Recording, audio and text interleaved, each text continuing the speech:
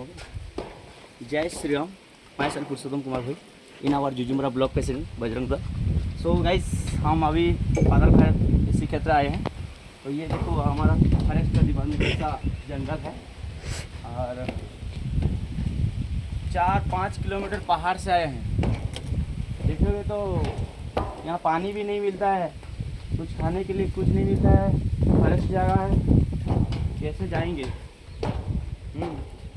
दोस्तों अभी हम मंदिर के नज़दीक आ चुके हैं। थोड़ा दिखाएंगे, भगवान जी उधर गुम्फे में हैं। थोड़ा आए इधर, हमारा जूता रखते हैं। दोस्त इधर थोड़ा आइए, अपना जूता वहीं पर रखते हैं।